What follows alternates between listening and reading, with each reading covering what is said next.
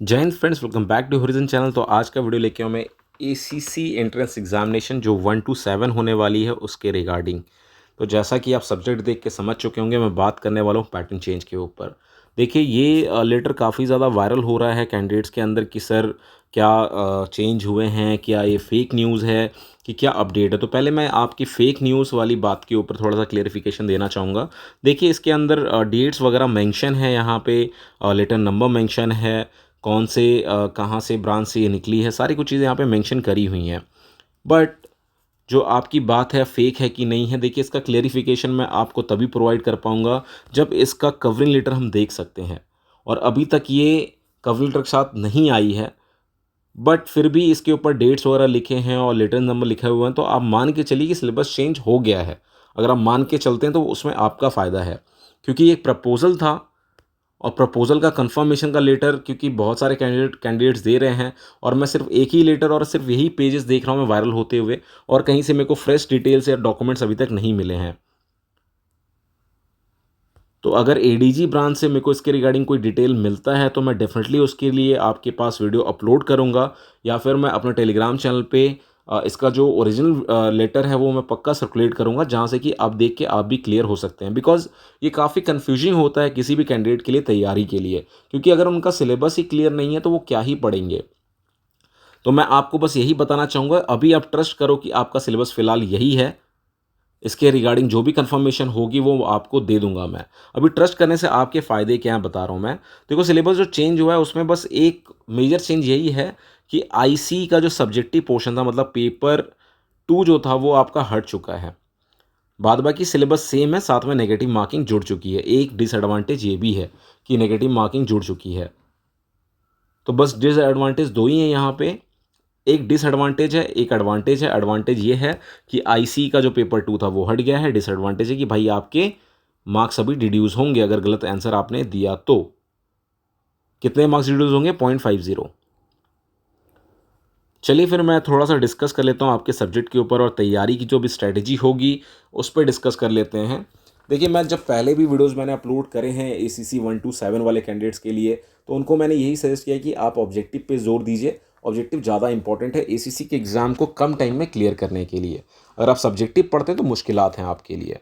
Objective पढ़ने से फ़ायदा ये कि जो आपने पहले पढ़ा है वो भी आपका, जब आप ऑब्जेक्टिव पढ़ रहे होते हो तो सब्जेक्टिव वाली चीज़ें रिवाइज़ हो जाती हैं। आप देखते हो कि हाँ भाई इसका ये आंसर है, तो आपकी चीज़ें धीरे-धीरे क्लियर होने लगती हैं। देखिए, जो पहले का सिलेबस था उसके रिगार्डिंग और जो अभी का पैटर्न है उसके रिगार्डिंग जो फ़र्क आएँगे मैं बता रहा हूँ वो आपको। अभी पेपर का जो स्टैंडर्ड होगा काफ़ी हाई स्टैंडर्ड होगा पेपर का स्टैंडर्ड, और क्वेश्चन टफ मिलेंगे आपको। बट साथ में एक अच्छी चीज़ भी हो सकती है आपके साथ, बिकॉज़ ये फर्स्ट टाइम है, तो हो सकता है आपको पैटर्न के हिसाब से क्वेश्चन पेपर थोड़ा-सा आसान मिले, जिसमें आप स्कोर ईज़िली कर सकते हो और अच्छा स्कोर कर सकते हो। तो जिन कैंडिडेट्स का 1 to 6 किसी भी कारण की वजह से नहीं हो पाया है, वो 1 to 7 के लिए पक्का अप्रोच करिए, 1 to 7 पक्का दीजिए, बिकॉज़ ये ईज़ी है। और मैक्सिमम कैंडिडेट्स का जो 1 to 6 क्लियर नहीं हुआ, वो किसकी वजह से क्लियर नहीं हुआ? आईसी पार्ट 2 की वजह से क्लियर नहीं हुआ है। तो ये अब तो आईसी पार्ट 2 होगी ही नहीं, तो आप डेफ़िनिटली दीजिए, आपको पक्का सक्सेस मिलेगा। देखिए, पहले भी नंबर सीरीज़ थी आपके एग्ज़ाम में आती थी, लेटर सीरीज़ आती थी, एनालॉजी आती थी आपकी, coding, decoding, drawing conclusion, ranking, blood relation, distance and direction test, symbol और कैलेंडर एंड क्लॉक। ये पहले भी था आपके पास, अभी भी है। बट समस्या क्या है इसमें? पहले था लेटर सीरीज़ से आपको कम से कम 8 से 10 क्वेश्चन मिलते थे। अब कितने क्वेश्चन मिलेंगे भाई? अब यहाँ पे सिर्फ आपको 1 क्वेश्चन मिलेगा। तो आप समझ रहे हो पेपर का स्टैंडर्ड क्या होने वाला है आपके लिए। तो उस स्टैंडर्ड के हिसाब से तैयारी करो, बिकॉज़ अगर आपने 1 क्वेश्चन मिस किया तो आपकी नैया डूब जाएगी। जो आप सोच रहे हो कि एग्ज़ाम क्लियर होगा, वो नहीं होगा, क्योंकि आपके नेगेटिव मार्किंग भी है यहाँ पे। तो इस चीज़ को सोचते हुए काम करना है, और तैयारी अब की बार भाई ज़बरदस्त करनी पड़ेगी, बहुत ज़्यादा। अभी 1 to 6 में क्या सट्टा भी लग जाता था, नहीं पता भैया लगा दिए, ए बी सी मार दिया, हो गया, एक तो राइट हो ही जाएगा, नेगेटिव मार्किंग थी नहीं, जिसका नसीब चला वो भी एसीसी 1 to 6 में पास हो गया होगा। बट 1 to 7 में ऐसा नहीं होगा। अब राजा का बेटा राजा नहीं बनेगा। जिसका सट्टा चलता था, सिर्फ सट्टे वाले ही नहीं बढ़ेंगे आगे, अब सब आगे बढ़ेंगे। जिसको नॉलेज है अब वही आगे बढ़ेगा। तो अब राजा का बेटा राजा नहीं बनेगा, जिसके पास नॉलेज है वही आगे बढ़ेगा यहाँ पे। सट्टे मारने वालों के लिए सावधान हो जाओ भाई, मुश्किलात बढ़ने वाले हैं। बट फिर भी जाको राखे साइयाँ मार सके ना कोई, जिनका लगने वाला उनका लगेगा ही। नॉन वर्बल की तरफ बात करते हैं हम, यहाँ पे सीरीज़ मिलेगी आपको। एनालॉजी मिलेगी, क्लासिफिकेशन मिलेगी। बट यहाँ पे एक डाउट है, देखिए यहाँ पे लेटर सीरीज़ यहाँ पे दिया हुआ है, एनालॉजी यहाँ पे भी दिया हुआ है, तो क्या किस हिसाब से होगा ये अब पेपर आने के बाद ही एग्जैक्ट आपको पता चलेगा कि इसका स्टैंडर्ड क्या रहेगा, यहाँ पे एक क्वेश्चन मिलेगा भी कि नहीं मिलेगा। तो भैया तैयारी ज़बरदस्त करनी है, सोचना नहीं है, सोचोगे तो खोगे। चलते हैं हम नेक्स्ट पार्ट के ऊपर। यहाँ पे मैं मैथमेटिक्स की बात करता हूँ। देखिए अर्थमेटिक, यहाँ पर सिर्फ अर्थमेटिक बताया, मतलब जो आपका पहले सिलेबस था अर्थमेटिक का वो सिलेबस पूरा है यहाँ पे।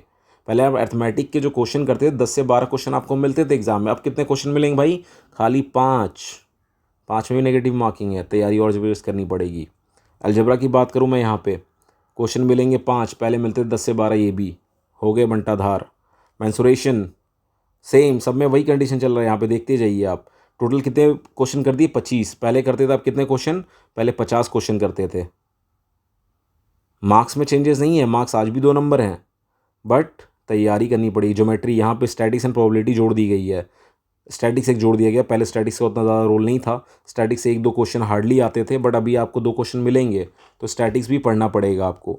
पर मैं यही कहना चाहूँगा, जिन्होंने आज तक स्टैटिक्स नहीं पढ़ा है, उस स्टैटिक्स के 1 नंबर के लिए परेशान नहीं होना, स्टैटिक्स ड्रॉप कर देना, अभी भी स्टैटिक्स पे पढ़ के अपने लिए प्रॉब्लम क्रिएट मत करना। तो जो कैंडिडेट्स हैं जिनका सबसे बड़ा डाउट है कि क्या पेपर पैटर्न चेंज हुआ है, तो उनके लिए मैं इसलिए बता रहा हूँ कि पहले भी था अभी भी था, तो उससे ये बता रहा हूँ कि अगर आप पढ़ते हो, इन केस अगर ऊपर वाला मेहरबान है आपके ऊपर, पैटर्न चेंज नहीं हुआ 1 to 7 में, हमारे लेटर की कन्फर्मेशन के बाद हम बता देंगे आपको क्या है, तो आप फिर भी ज्ञान और आपको कोई नुकसान नहीं है।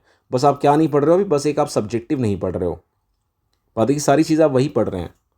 चलिए फिर जनरल नॉलेज पे बात करते हैं। Who is who, Indian world, पहले भी आता था अभी भी आता है, बट अभी इसमें स्कोरिंग है क्योंकि इसमें आपको 5 मिलेंगे, बट 5 इतने वाइल्ड हैं हु इज़ हु में कि आप ढूंढते रह जाएंगे।